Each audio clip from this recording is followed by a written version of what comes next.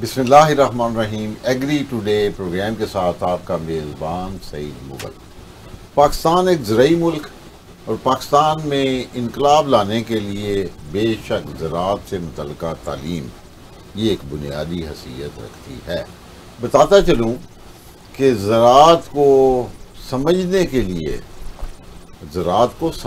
लिए ज़राई माहिरीन का होना बड़ा ज़रूरी है। एंड 1906 में कायम हुई कॉलेज स्कूल का सफ़र तय करते हुए 60s की अर्ली में यूनिवर्सिटी का दर्जा जामिया ज़रिया Faisalabad, university of agriculture Faisalabad, और बड़े बड़े नाम पैदा हुए इस यूनिवर्सिटी में। और इस यूनिवर्सिटी का ज़राअत के हवाले से रैंकिंग में जो नाम रहा है और आज तक अल्हम्दुलिल्लाह इसको मेंटेन करने में जिन लोगों ने अहम किरदार अदा किया, हम उनका हमेशा शुक्रिया अदा करते हैं, उनके लिए दुआगो होते हैं। आज मेरी खुशकिस्मती कि मेरे इस प्रोग्राम में तशरीफ़ लाने वाली शख्सियत 14 साल यूनिवर्सिटी ऑफ एग्रीकल्चर फैसलाबाद के वाइस चांसलर और मुख्तलिफ कौमी अवार्ड्स के हामिल, इंटरनेशनली इनकी सर्विसेज को एक्नॉलेज भी किया जाता है और इनकी रिसर्च पब्लिकेशंस की साइटेशन बहुत ज़्यादा है। और बेशुमार मेरे जैसे नालायक लोग भी निकले होंगे, लेकिन ज़्यादातर लायक लोग जितने भी हैं डॉक्टर साहब का बड़ा जिक्र भी करते हैं, दुआएं भी करते हैं। जी, प्रोफेसर डॉक्टर इकरार अहमद खान साहब, जो कि अभी recently Punjab higher education commission के चेयरमैन हैं। और तालीम में सारी उम्र गुजारना कोई इतनी आसान काम नहीं है। डॉक्टर साहब ने 14 साल यूनिवर्सिटी की खिदमत की और मेरा ख्याल है कि पाकिस्तान में एजुकेशन के ऊपर अब तक जितनी भी हाईएस्ट फोरम्स पाकिस्तान में हैं, ऑलवेज ही इज़ देयर। और आई एम लकी कि I am also a horticulturist. Doctor साहब नेचुरली जब हम एमएससी में थे तो डॉक्टर साहब पीएचडी करके आए थे, और आज के जो हमारे एचईसी के chairman doctor Mukhtar, again he is horticulturist. Sir thank you very much doctor साहब, आपने वक़्त निकाला और पाकिस्तान में मियारी तालीम के हवाले से की जाने वाली काविशों को आज हम डिस्कस करेंगे, नंबर 1। नंबर 2, मैं थोड़ा सा ये भी जानना चाहूँगा कि 14 साल में university agriculture the time you took over the charge, और जब आपने छोड़ा, रैंकिंग, पब्लिकेशंस, डिपार्टमेंट्स, कितने शुबों का आगाज़ करके आए, और यूनिवर्सिटी ऑफ एग्रीकल्चर फैसलाबाद आज state of the art university है, इतने डिसिप्लिन पढ़ाए जा रहे हैं। तो डॉक्टर साहब, हाउ डू यू फील? अल्लाह का शुक्र अदा करते हैं जी। मुझे मौका मिला अपनी मादरे इल्मी की खिदमत करने का, तो इससे बड़ा एजाज़ कुछ नहीं हो सकता। सर आपने सही फरमाया कि ज़राई यूनिवर्सिटी फैसलाबाद में बहुत तरक्की हुई है, लेकिन वो एक टीम वर्क था। मैं समझता हूँ कि मुझे अच्छी टीम मिल गई और मैं टीम को साथ लेके आगे बढ़ सका, लेकिन उसके साथ ही साथ उसमें बड़ा अमल दखल है वफाकी और सूबाई हुकूमतों का, क्योंकि वसाइल चाहिए होते हैं। जी। फिर इंडस्ट्री के साथ रिलेशनशिप, एग्रीकल्चर की इंडस्ट्री, फर्टिलाइज़र की, पेस्टिसाइड की, सीड की, मशीनरी की, फूड इंडस्ट्री, और इंडस्ट्रीज़ में हमारी बहुत अच्छी गुडविल रही।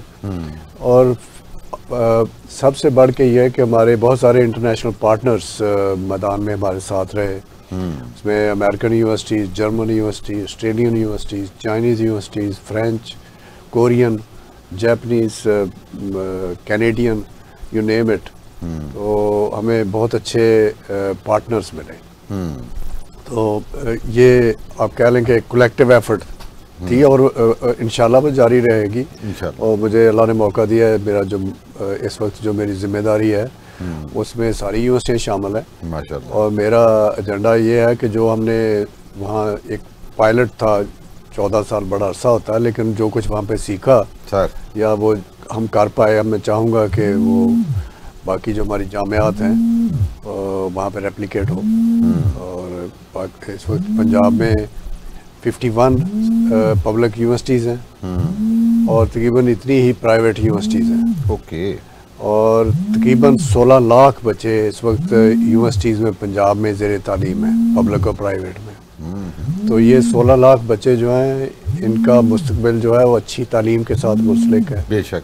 उनको तालीम इल्म के साथ साथ हुनर आना चाहिए। बेशक। और उसके अलावा उनके रवैये, एथिक्स, एटीट्यूड, अप्रोच, ये तो ये एक होलिस्टिक चैलेंज है। और इसके लिए हमने एक रोड मैप बनाया है। आज कमीशन की मीटिंग थी, मैंने वहाँ पे उसका साइन आपसे जो रखा है और कमीशन ने मेहरबानी फरमाई है। कमीशन के 17 मेंबर हैं और मेरे 14 आज मौजूद थे और उन्होंने वो इंडोर्स किया है। अच्छा। और इससे बढ़कर ये भी है कि हमें सूबाई हुकूमत की पूरी मुआवनत हासिल है, पूरी सरपरस्ती हासिल है। और जो हमारा फेडरल कमीशन है, मेरी डॉक्टर मुख्तार साहब से मीटिंग्स हुई हैं, सारे वाइस चांसलर से। हम सारे तो आपके शागिर्द हैं, again he is your student माशाल्लाह। तो सपोर्टर है, सारे बड़े सपोर्टिव हैं। हाँ माशाल्लाह। अच्छा डॉक्टर साहब, एक बात मैं चाहूँगा कि जिस तरह माशाल्लाह आपको पता है एग्रीकल्चर यूनिवर्सिटी में 84 में फर्स्ट टाइम 2 बच्चियाँ दाखिल हुई थी। अच्छा, आज जो है यूनिवर्सिटीज़ में रेशो की बात करें तो मेरा ख्याल आपसे बेहतर कोई नहीं जानता होगा। I would love to listen, क्योंकि मुझे आज कुछ सजेस्ट करना है। देखिए, ये बहुत close to my heart subject आप कह सकते हैं। जेंडर मेन स्ट्रीमिंग, बिल्कुल आपने ठीक फरमाया कि 80s में 2 बच्चियाँ शुरू हुआ और इस वक्त तकरीबन 50-50 है। इस वक्त तकरीबन 50-50 ओवरऑल मुल्क में 45% और 55 है, लेकिन हमारे यहाँ तो 50-50 है। और उसमें मैंने देखा है कि बहुत तरक्की हुई है इस लिहाज से कि कैंपस जहाँ वो जेंडर फ्रेंडली हो गए हैं, बच्चियों में कॉन्फिडेंस आ गया है। और हमने कोशिश की है कि जो डिसएडवांटेज ग्रुप के बच्चे बच्चियाँ हैं उनको मौका मिले, क्योंकि तालीम जो है वो काफ़ी एक्सपेंसिव है। और हमारी जो 40% से नीचे की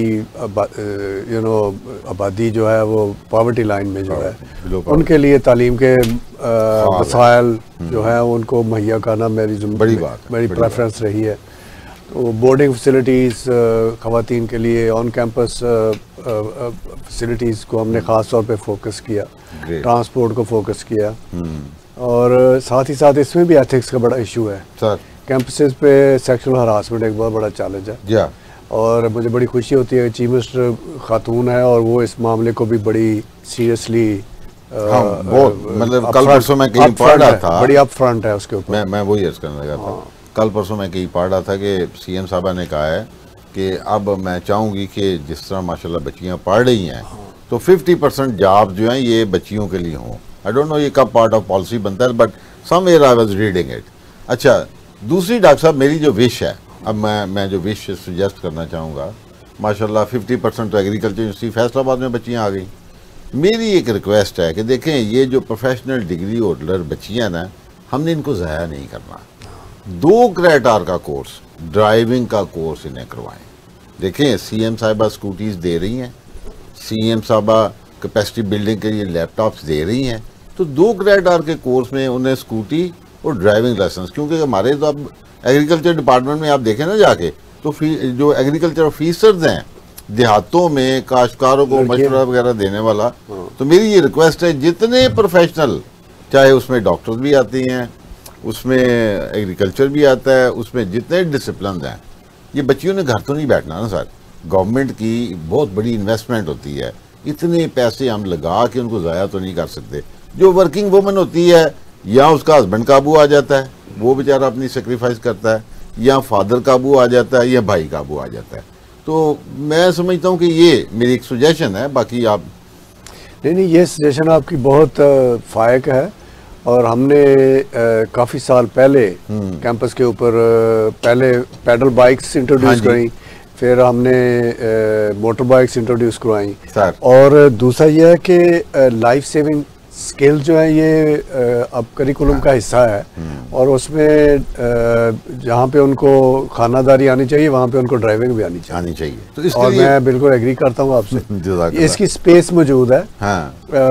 उसमें यह है कि जो फर्स्ट डिग्री है ना, जो जनरल एक फ्रेमवर्क है डिग्री का, वो 120 क्रेडिट आवर से 140 क्रेडिट आवर होती है। उसके अलावा वो 7 सेमेस्टर में वो क्रेडिट आवर पूरे करते हैं और 1 सेमेस्टर इंटर्नशिप तो वो जो इंटर्नशिप है उसमें बहुत सारी वैरायटी है। उसमें सर्टिफिकेशन कोर्सेज भी हैं।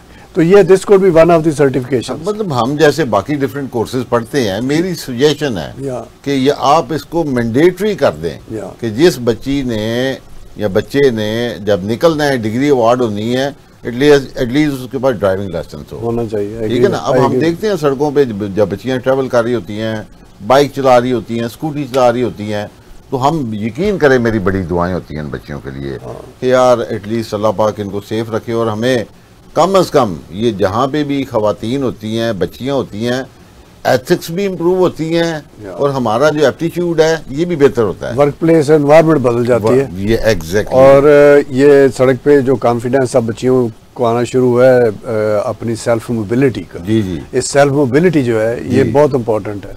और इससे जैसा आपने कहा कि फैमिली में भी सुकून आ जाता है। मतलब जितने भी अब देखें जी, आइंदा अब वो वक्त गए कि जनाब एक फर्द कमा रहा है तो सारा टब्बर खा रहा है। अब तो दोनों मियाँ बीवी जॉब करेंगे, काम करेंगे, तभी जाके कुछ सलूशन निकलेगा। अच्छा डॉक्टर साहब, पूरी दुनिया में माशाल्लाह आप तो घूमे हैं और पॉलिसी मेकिंग में यू आर ऑलवेज इन। एक हमें जो सुनने में मिलती है कि जी पूरी दुनिया में कोई कंट्री लेवल की कोई प्रॉब्लम हो तो उसकी सलूशन के लिए हमेशा एकेडेमिया में जाया जाता है, यूनिवर्सिटी की तरफ रुख होता है, यूनिवर्सिटी डोर पे, ठीक है जी। तो डू यू थिंक ये भी कुछ चीज़ पाकिस्तान में भी आप इनकलकेट कर रहे हैं? देखिए, मैंने आज अपना जो 5 ईयर जो एक्शन प्लान कमीशन में रखा है सर, उसमें एक कीवर्ड है रेलेवेंस सर। तो रेलेवेंस ह्यूमन रिसोर्स की स्किल की और हमारी तहकीक की सर, वो हमारी सोसाइटी की ज़रूरत के मुताबिक होनी चाहिए। तो उसमें सोसाइटी में एग्रीकल्चर भी आती है, इंडस्ट्री भी आती है, माइनिंग भी आती है, एनवायरनमेंट भी आती है, हेल्थ भी आती है और एंड सो ऑन। और फिर जो टेक्नोलॉजी तेज़ी से आगे बढ़ रही है सर, तो सबको टेक्नोलॉजी फ्रेंडली बनाना वर्क प्लेस को भी, और जो हमारी डिलीवरी है उसको टेक्नोलॉजी लोडेड करना। तो उसके लिए अगर यूनिवर्सिटीज़ में ट्रेनिंग प्रोग्राम जो है वो उस तरह से नहीं रीडिज़ाइन होंगे तो फिर वो तो बिल्कुल नहाते हो जाएंगे। एग्जैक्टली। अच्छा, एक चीज़ डॉक्टर साहब मैं जो देख रहा हूँ, हमारे जब से ये मोबाइल्स आ गए हैं, लैपटॉप्स आ गए हैं, बच्चों में ना मतलब वो ग्राउंड की तरफ जाना और फिजिकली कुछ करने की जो है ना रेजिस्टेंस, झिझक, आसानी की तरफ जाते हैं ना जी लोग। तो हम एग्रीकल्चर पढ़ने वाले तो आई रिमेंबर के आपने अभी फरमाया कि 150 क्रेडिट आवर तकरीबन है जी। हमारे ज़माने में 225 क्रेडिट आवर की डिग्री हुआ करती थी, if I am not wrong. उसको कम किया गया इसीलिए कि ये सेल्फ लर्निंग में जाएं। अच्छा। और लाइफ सेविंग स्किल सीखे। डॉक्टर साहब, हम जब एफएससी पास हुए ना तो हमें था जी यूनिवर्सिटी दाखिल हो गए और जनाब अब तो आराम ही आराम है और जनाब अब तो वो जो फ्री पीरियड होते हैं, कोई फ्री पीरियड हमने कभी नहीं देखा। 8 सेमेस्टर हम पढ़ते रहे हैं, 8 पीरियड पढ़ते रहे हैं। बात करते हैं छोटी सी ब्रेक के बाद। Welcome back. डॉक्टर साहब, मैं ये अर्ज कर रहा था कि जब हम आए ना जी, यूनिवर्सिटी दाखिल हुए तो हमारे ज़हन में था एफएससी तक तो बहुत पढ़ाई होती थी। एफएससी प्री मेडिकल जो बच्चे करके आते हैं आपको बताइए, तो वो हमें बताया गया जी यूनिवर्सिटी है, फ्री पीरियड होंगे।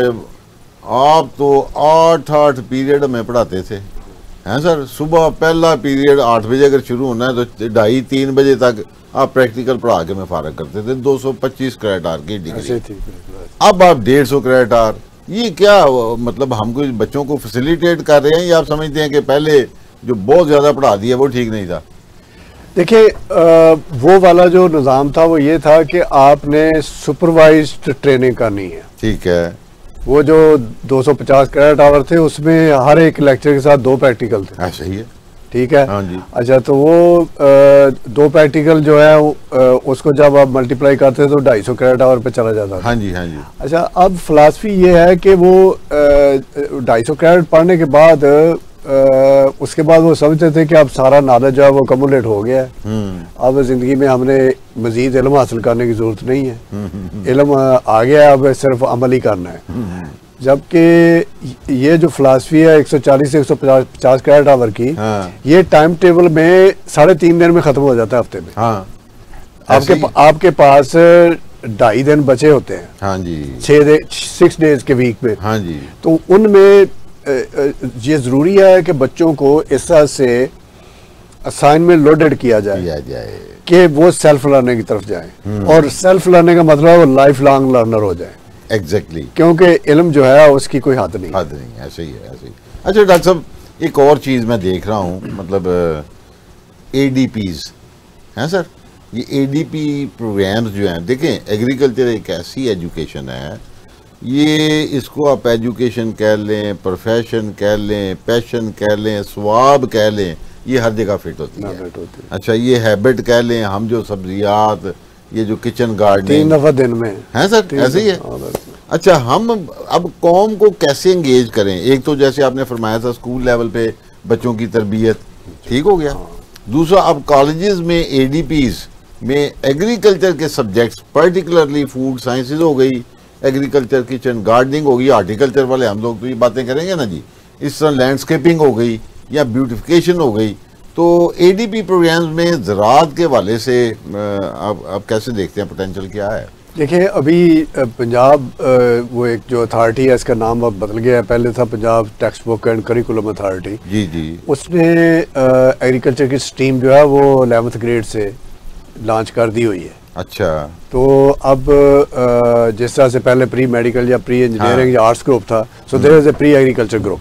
अच्छा, तो प्री एग्रीकल्चर ग्रुप में इन एडिशन टू बेसिक्स, जैसे हमारी किसी ज़माने में प्री एग्रीकल्चर FSC यूनिवर्सिटी में होती थी, 79 तक आखिरी बच्चे चलती रही 79 तक, तो वो अब बोर्ड ने भी अलाउ कर दी हुई है। अच्छा, मेरी उस पर रेजर्वेशन सिर्फ ये है कि वो उसकी एक स्पेशलाइज्ड रिक्वायरमेंट है, वो सिंपल साइंस लैब नहीं है।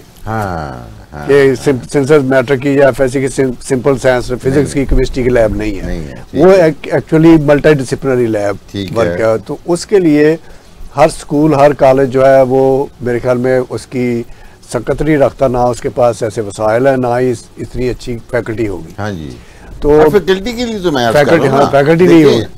ADP जो है ये 2 साल की है, FSC के बाद, तो why don't we take a step like है जी, जिसने 2 साल मुकम्मल किए हैं, अगले 2 साल किसी एग्रीकल्चर यूनिवर्सिटी में आगे पढ़ ले। राइट, या ऐसे हो कि ये 2 साल जो है, इस वक्त 46 अदारे हैं मुल्क में जो एग्रीकल्चर की डिग्री जी, तो ये 46 इस ऑप्शन को वहां पे लॉन्च किया जाए। मैं वही अर्ज करने लगा था कि जिसने जो ADP प्रोग्राम किया हुआ एग्रीकल्चर का, वो 2 साल में आगे मजीद वहाँ पढ़ के तो देखन को दे, मेरा ख्याल है। इंटरमीडिएट का जो लेवल है वो भी वहाँ हो सकता है। हाँ जी, वो भी हो सकता है मैट्रिक के बाद। एग्जैक्टली, मैट्रिक के बाद जब बच्चे आते हैं हाँ, इंटरमीडिएट में, तो वहाँ ये ADP आ जाए। 46 लोकेशन मौजूद है। अच्छा, और दूसरी बात कि हमारे जो मतलब ज़राअत से जो एग्रीकल्चर ग्रेजुएट्स हैं, हाँ वो इन कॉलेजेस में उनकी एक तो बहुत बड़ी वैकेंसीज निकलेंगी, और ये अदरवाइज भी मेरा ख्याल है कि बड़ा एडवाइजेबल होगा कि सोसाइटी में चेंज इनकलकेट करने के लिए एक्सपर्ट जो है कुछ ना कुछ तो रोल प्ले करता है, वो ग्राउंड लेवल पे आ जाएंगे, कम्युनिटी का हिस्सा बन जाएंगे। ऐसे ही है, तो इसका मतलब है इट्स अ गुड थिंग। हाँ। अच्छा डॉक्टर साहब, ऑनेस्टली स्पीकिंग, आप माशाल्लाह ये जिस जिम्मेदारी की सीट पे हैं, मतलब जो HEC का पंजाब लेवल पे, एक तो ये पूछना चाहूँगा कि हुकूमत की seriousness for improvement in education sector आप कैसी देख रहे हैं? हुकूमत यकीनन बहुत सीरियस है। वो हुकूमत की उसकी एविडेंस यूँ है कि आप हुकूमत पॉलिसी देती है, पहले ठीक है, बजट देती है सर, और उसके बाद इम्प्लीमेंटेशन, ठीक है, तो फिर लीडरशिप, सारे को चलाने के लिए लीडरशिप चाहिए, और लीडरशिप की पॉलिटिकल विल, एग्जैक्टली सबसे बड़ी बात है पॉलिटिकल। हाँ, तो वो तो मुझे बड़ी स्ट्रांग है, मैं इसका हिस्सा हूँ कि वो अपॉइंटमेंट्स मेरिट पे हो रही हैं, स्कॉलरशिप मेरिट पे मिल रहे हैं। ओके, अच्छा, बजट की एलोकेशन बहुत ज़्यादा बढ़ चुकी है पहले से। अच्छा, स्कूल एजुकेशन में भी और हायर एजुकेशन में भी। अच्छा, उसके अलावा इसमें प्राइवेट सेक्टर बहुत बड़ा एक प्लेयर है। हाँ, स्कूल एजुकेशन में पहले ही था, अब हायर एजुकेशन में भी है। एग्जैक्टली तो जैसे आपने फरमाया पंजाब में तकरीबन 50-51 के करीब पब्लिक है, पंजाब इतने ही प्राइवेट सेक्टर, इतने प्राइवेट है। अच्छा, तो ये सारे मिल के भी अगर हम अपने ग्लोबल बेस्ट प्रैक्टिस या स्टैंडर्ड्स को देखें तो अभी हम बहुत पीछे हैं। हाँ जी। एक एज ग्रुप है जिसने टर्शियरी एजुकेशन में या हायर एजुकेशन में होना होता है, ठीक है। 18 साल से 22, 23, 24 साल तक का। उसका जो रिलेटिव नंबर है हमारे यहाँ वो 12% है। हाँ हाँ हाँ। और जो डेवलप्ड वर्ल्ड है वो 50 को टच करता है। ओ, और जो मीडियम डेवलप्ड है हमारे पड़ोसियों के भी 30% के करीब है। तो अब ये गैप जो है इसको आप मार्केट सफर करें और अपॉर्चुनिटी सफर करें फॉर पॉलिटिकल इंटरवेंशन भी, कि जो पब्लिक इन्वेस्टमेंट हो गवर्नमेंट के लिए ये यकीनन अप्रिशिएट होगी।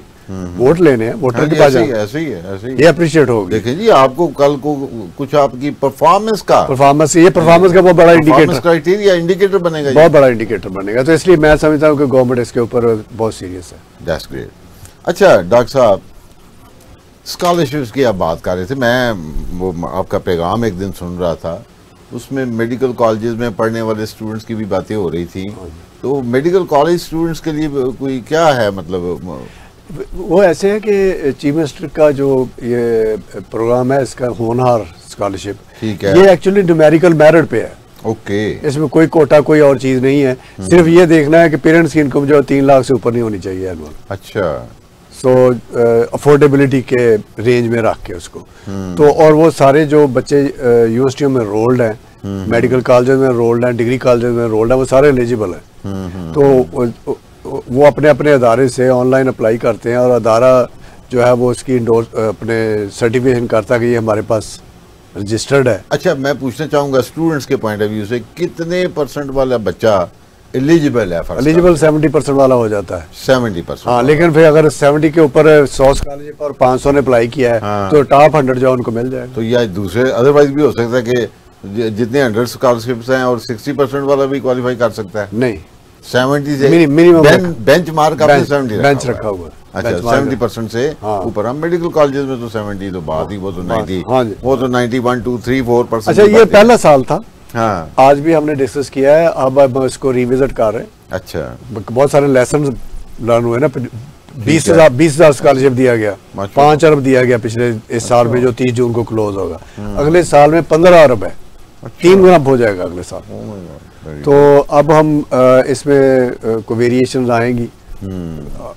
अल्टीमेट ऑब्जेक्टिव यही है कि कोई बच्चा जो है तालीम अपनी इस वजह से ना कम्प्रोमाइज हो जाए उसकी, कि उसके पास पैसे नहीं है। मतलब गवर्नमेंट इस मामले में इतनी सीरियस है कि तालीम की, पैसों की वजह से कोई बच्चा अपनी तालीम डिसकंटिन्यू ना करे। अच्छा डॉक्टर साहब, एक तो मैं मुझे तारीफ करनी पड़ेगी कि आप यूनिवर्सिटी ऑफ एग्रीकल्चर फैसलाबाद में, मुझे पता है कि आपने डिफरेंट इतने प्रोजेक्ट्स किए हैं ताकि बच्चों की ऑनलाइन ट्रेनिंग स्किल्स को बेहतर किया जा सके। अच्छा, अब जो आने वाले वक्तों में हम क्या बच्चों के ज़हन में ये बिठा सकते हैं कि बेटा नौकरी नहीं, एंटरप्रेन्योरशिप की तरफ आओ?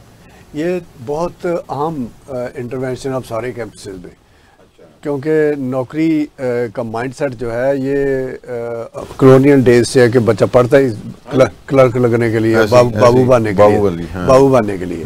तो अब बच्चे भी क्योंकि नॉलेज एक्सप्लोजर इतना है, इंटरनेट है, एक्सेस है, दुनिया में कंपटीशन का माहौल है, तो वो कंपटीशन जो अब नौकरी से ज्यादा अपॉर्चुनिटी पे है। ठीक है, तो अपॉर्चुनिटी जो है बिजनेस की ज्यादा है नौकरी से। तो एंटरप्रेन्योरशिप जितनी ज्यादा कोई सीखेगा उतना ज्यादा सक्सेसफुल होगा।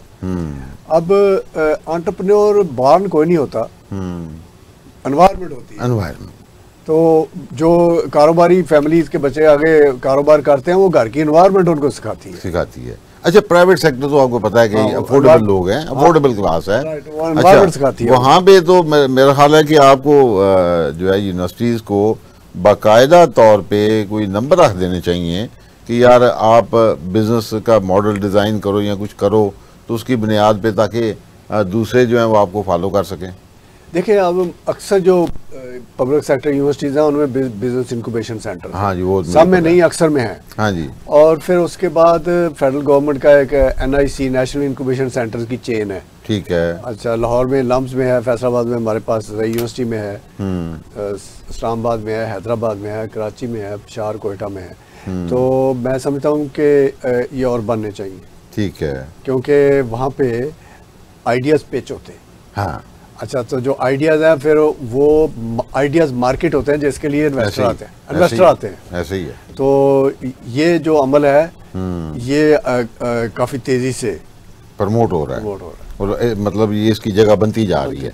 अच्छा डॉक्टर साहब, आने वाला दौर जो मैं देख रहा हूँ, हमें जो हर तरफ वो डराया जाता है, खौफ पैदा किया जा रहा है, आर्टिफिशियल इंटेलिजेंस हैं सर, तो अब क्या हम साइंस के तमाम सब्जेक्ट्स में आर्टिफिशियल इंटेलिजेंस को मिक्सअप करके कोई अलाइन कर रहे हैं जी? देखिए, आर्टिफिशियल इंटेलिजेंस जो सारे सब्जेक्ट्स को सपोर्ट करती है, so it's mean not the end.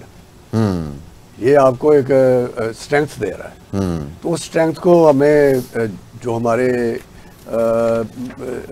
Everyday life की ज़रूरियात हैं उसमें ये हेल्पफुल है, वो कम्युनिकेशन में हेल्पफुल है, वो डिसीजन मेकिंग में हेल्पफुल है, वो डिलीवरी में हेल्पफुल है, वो डिज़ाइन में हेल्पफुल है।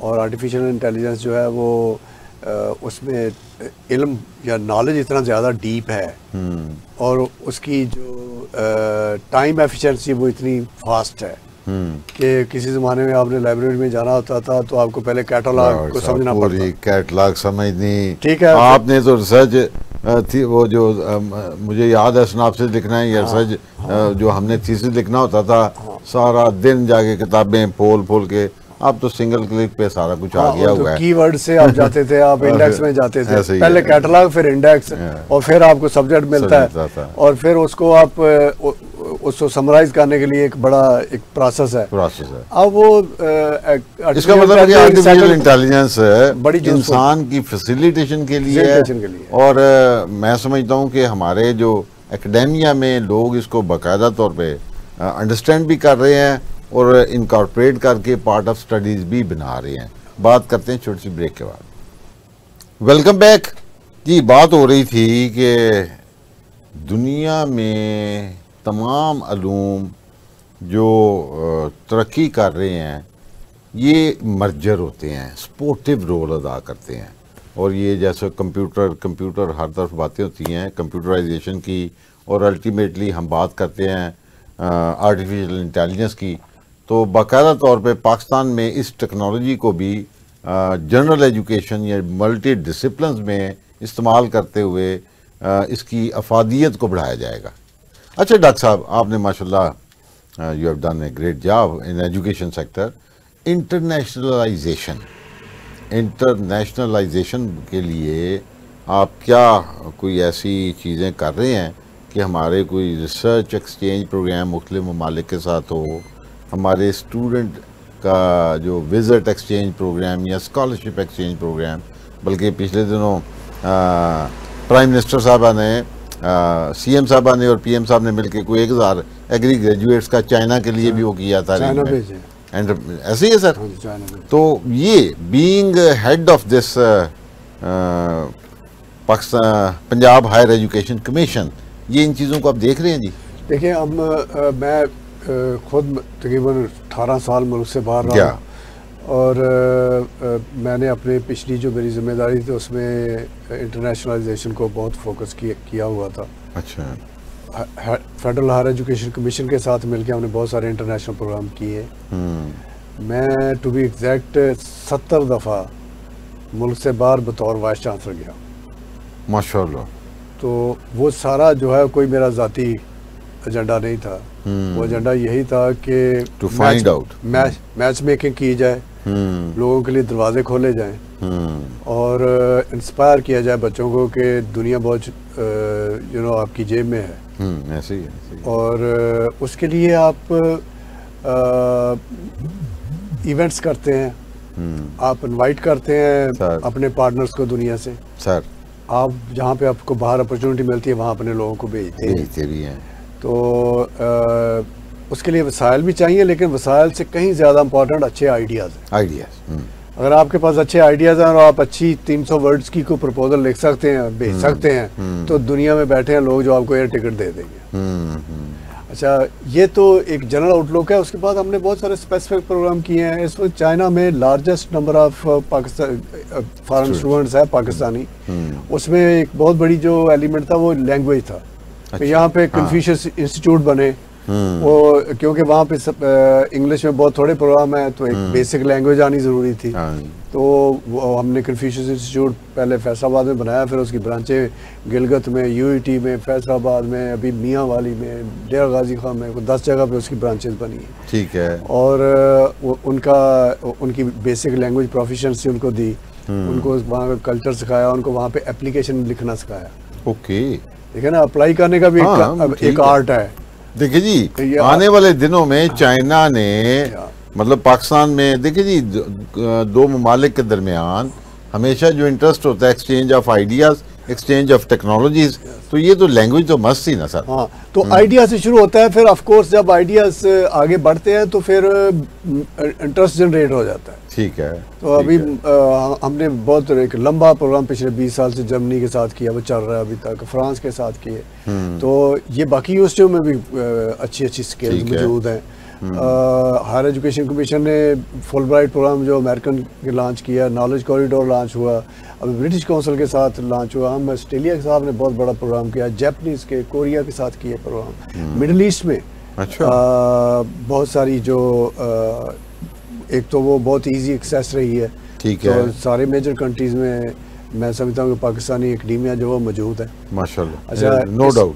हाँ, और इसमें एक तरीका ये भी है कि जहाँ जहाँ हमारे बाहर लोग बैठे हैं सर, किसी वजह से वो जो चले गए हैं, चाहे वो भगौड़े थे या वो अपनी एफर्ट से गए हैं, उनको रिसोर्स किया जाए। हाँ हाँ। और उनको और जो बाहर बैठे हैं जी, ओके, मतलब ओके आए, मिलके काम करते हैं, मिलके काम करते हैं। एग्जैक्टली। अच्छा, फिर साथ ही साथ दुनिया में टैलेंट वैक्यूम है।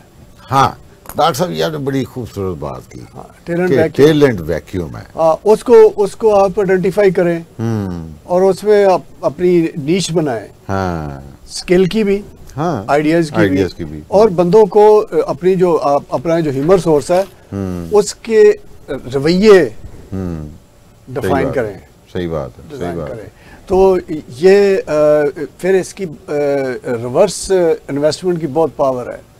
देखें, ये इंडिया और चाइना में बहुत तरक्की इस वजह से हुई कि डायस्पोरा ने बाहर जो गया था उसने बाहर वापस आकर इन्वेस्ट किया। हाँ, फिर इसकी डिप्लोमेसी पावर है, ये एक सॉफ्ट पावर है। जाके आप अच्छा काम करते हैं जी, पाकिस्तानी डॉक्टर बड़ा अच्छा है, पाकिस्तानी इंजीनियर बड़ा अच्छा है। एग्जैक्टली, बाकियों के लिए रास्ते खोलते हैं, और बाकियों के लिए रास्ते खोलते हैं। तो ये एकेडमिक्स से लेके सर ट्रेनिंग और ऑनवर्ड एंटरप्रेन्योर की जो आप बात कर रहे हैं, ये सब जो चैनल्स हैं, इनमें दुनिया में बॉर्डर जो है वो बहुत नीचे रह जाते हैं। ओके, ये तो ठीक फरमाया।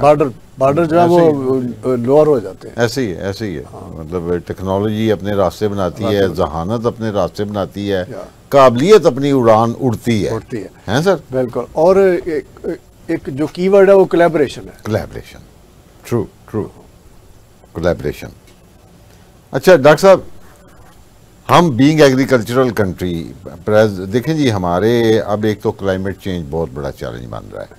एक तो ये है कि हमारे यहाँ पे जो रिसर्च इंस्टीट्यूट्स वो भी काम करते हैं, आप प्रोफेसर्स भी काम करते हैं, ट्रायल्स भी करवाते हैं। एक ऐसे ममालिक जहाँ पे एग्रीकल्चर की एडवांसमेंट है, कुछ चीज़ें, कुछ जेनेटिक मटीरियल ऐसा है जो पाकिस्तान में ला के तो हम कोई बेहतर प्रॉफिटेबिलिटी की तरफ जा सकें। तो मेरा ख्याल है कि ये चीज़ें भी आप देख रहे हैं, चूँकि एग्रीकल्चर तो हमारा ओढ़ना बिछोड़ना है, तो गवर्नमेंट को सजेस्ट कर, I think climate change, agriculture और बाकी भी जो शोबा है ज़िंदगी, उन सबको अफेक्ट कर रहा है। उसमें डिजास्टर भी आते हैं, उसमें हेल्थ के इश्यूज भी हैं, उसमें इंफ्रास्ट्रक्चर डैमेज भी होता है, और लॉन्ग टर्म जो आपकी इकानमी है वो उससे बहुत रिवर्स इफेक्ट हो जाती है। ऐसी तो इसलिए हमने अभी पंजाब हायर एजुकेशन कमीशन के प्लेटफॉर्म से आज ही हमारी मीटिंग थी, तो हमने 22 न्यू सेंटर्स जो आप कह लें कि क्लस्टर्स डेवलप करने का प्लान किया है। ठीक है। उसमें हम कोई नई बिल्डिंगें नहीं बनाना चाहते। रियली? ना, कोई नई बिल्डिंगें बहुत हैं। अच्छा। अब क्लाइमेट की आपने नाम ले लिया। हाँ। तो मैं देखूंगा कि हमारे पास 100 यूनिवर्सिटी है। हाँ। तो इसमें 10 बंदे तो ऐसे जरूर होंगे जो top of the line climate को समझते हैं, चाहे वो मेट्रोलॉजिस्ट हैं, वो केमिस्ट हैं, या वो जेनेटिसिस्ट हैं, या वो सिविल इंजीनियर हैं, या वो आर्किटेक्ट हैं। हम उनको बिठाएंगे, ठीक है, और कहेंगे कि आप मिलकर डिजाइन सोल्यूशन बनाएं, इंटीग्रेट करें अपना Integrate नॉलेज, करें, सही अपना बात। नॉलेज इंटीग्रेट करें ताकि अडेप्टेशन, मिटिगेशन और जो कार्बन क्रेडिट Carbon, दुनिया ठीक। जो विदाउट बॉर्डर इन चीज़ों पे देख रही है, उनको 10 को बैठा देंगे, वो क्लाइमेट सेंटर होगा हमारा।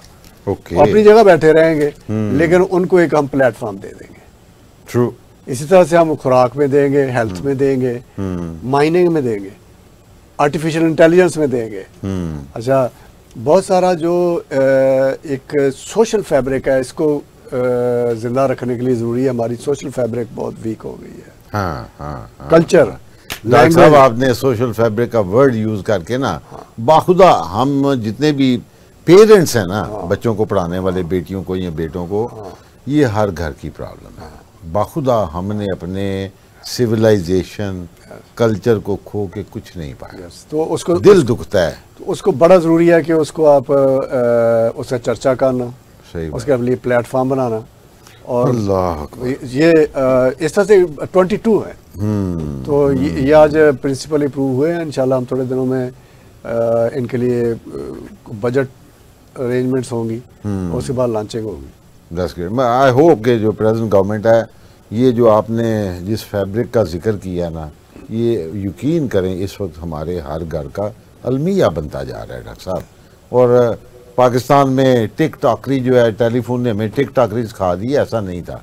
हमारी जो फैमिली कल्चर वैल्यूज थी वो इनसे बहुत ऊपर थी। हमें उन्हीं को प्रमोट करना चाहिए, उन्हीं को सपोर्ट करना चाहिए। हम बहसीयत मुसलमान इस्लामिक वैल्यूज़ को हमें अंडरस्टैंड करना चाहिए। मैं प्रोफेसर डॉक्टर इकरार अहमद ख़ान साहब का शुक्रिया भी अदा करूँगा। चेयरमैन हैं पंजाब हायर एजुकेशन कमीशन के। और सर, आपका बहुत शुक्रिया। And I love to have any input in future, even whenever you need you just call me, I am there. और प्रोग्राम के अख्ताम से पहले मैं चाहूँगा कि डॉक्टर साहब के लिए बड़ी खूबसूरत एक डॉक्यूमेंट्री बनाई है प्रोफेसर शौकत साहब ने, जो कि चीफ ट्यूटोरियल ऑफिसर हैं जामिया ज़रिया फैसलाबाद के। बिस्मिल्लाहिर्रहमानिर्रहीम। मैं मशकूर हूँ चीफ मिनिस्टर पंजाब का, जिन्होंने मुझे जिम्मेदारी सौंपी है as chairman Punjab higher education commission. साथ ही साथ उन्होंने कमीशन के नए मेंबर्स की भी तैनाती की है। हम मिल के कोशिश करेंगे कि उनके विजन के मुताबिक पंजाब में हायर एजुकेशन सेक्टर जो है उसकी तरक्की की तरवीज हो। इस अमल में मैंने फेडरल हायर एजुकेशन कमीशन के चेयरमैन साहब से मीटिंग्स की हैं। मैंने सारे पंजाब के पब्लिक और प्राइवेट सेक्टर के जो वाइस चांसलर्स हैं उनके साथ एक कंसल्टेशन का प्रोसेस शुरू किया है। साथ ही साथ हम गवर्नमेंट के जो दिए हुए प्रोग्राम्स हैं उनको तकमील तक पहुँचाने के लिए कोशिशां हैं। इसमें चीफ मिनिस्टर साहब का जो सबसे बड़ा प्रोग्राम हमारे पास है वो होनहार स्कॉलरशिप है। होनहार स्कॉलरशिप को हम रीट्वीक कर रहे हैं। हम चाह रहे हैं कि जो बच्चे यूनिवर्सिटीज़ में, मेडिकल कॉलेजेस में, हायर एजुकेशन के मुख्तलिफ सेगमेंट्स में दाखिला लेना चाहते हैं, उन्हें दाखिले से पहले ये मालूम हो जाए कि वो होनहार स्कॉलरशिप के लिए एलिजिबल है, ताकि उनको किसी वजह से माली मुश्किल का सामना ना हो। इसके साथ ही साथ जो हायर एजुकेशन सेक्टर है, इसमें हम एक रिफॉर्म्स का एजेंडा तैयार कर रहे हैं। एक हायर एजुकेशन का प्रोविंशियल विजन डॉक्यूमेंट इस वक्त ज़ेरे बहस है। हम इसको कमीशन में लेके जाएंगे। कमीशन की अप्रूवल के बाद इंशाल्लाह प्रोविंशियल गवर्नमेंट को, कैबिनेट को, चीफ मिनिस्टर साहबा को पेश किया जाएगा। हमारी कोशिश होगी कि अगले 5 साल में कम से कम 10 पंजाब की यूनिवर्सिटीज़ जो हैं वो QS रैंकिंग में ऊपर जाएं। उनका टारगेट हो कि उन्होंने टॉप 100 में आना है। इसके साथ ही साथ जो ह्यूमन रिसोर्स यूनिवर्सिटी से निकले वो एम्प्लॉयबल हो, उसके पास ना सिर्फ इल्म हो बल्कि उनके पास अमल के मुख्तलिफ जो वसाइल हैं वो भी मौजूद हों, उनको स्किल आ जाए और वो सोसाइटी के फ़ाल को कहना चाहिए शहरी बन सके। उनको इंडस्ट्री जो है वो पसंद करे, उनको दुनिया की मार्केट में जो डिमांड है उसके मुताबिक तैयार किया जा सके। हमारी यूनिवर्सिटीज़ की रिसर्च है वो इस तरह से हो कि उससे इनोवेशन हो। हमारे जो वसाइल हैं वो चाहे एनवायरनमेंट के हैं, वो एनर्जी के हैं, वो खुराक के हैं, वो मादनियात के हैं, वो सोशल बिहेवियर के हैं, उन सब के ऊपर यूनिवर्सिटीज़ में ना सिर्फ तहकीक हो बल्कि मकाला हो, डिबेट और डायलाग हो। और इस डिबेट और डायलॉग में हम ना सिर्फ सूबे में बल्कि पूरे मुल्क में अपने कोलैबोरेटर्स बनाएंगे और साथ ही साथ इंटरनेशनलाइजेशन करना चाहेंगे, जिसमें दुनिया की जो बेस्ट प्रैक्टिसेस हैं वो हमारी यूनिवर्सिटीज़ का हिस्सा हों, हमारे फैकल्टी मेंबर्स को एक्सपोजर मिले, हमारे स्टूडेंट्स को एक्सपोजर मिले और यूनिवर्सिटी जो है वो सिविल सोसाइटी का हिस्सा बन जाए। वो कम्युनिटी डेवलपमेंट की लीडरशिप में वो रीजनल जो हमारे चैलेंजेस हैं उनको एड्रेस करने के लिए तैयार हो। तो मैं उम्मीद रखता हूँ कि इंशाल्लाह government of Punjab, federal government, international partners के साथ मिलके हम हायर एजुकेशन सेक्टर को एक नई जहत देंगे और आने वाले सालों में हायर एजुकेशन बामकसद बनाया जाएगा।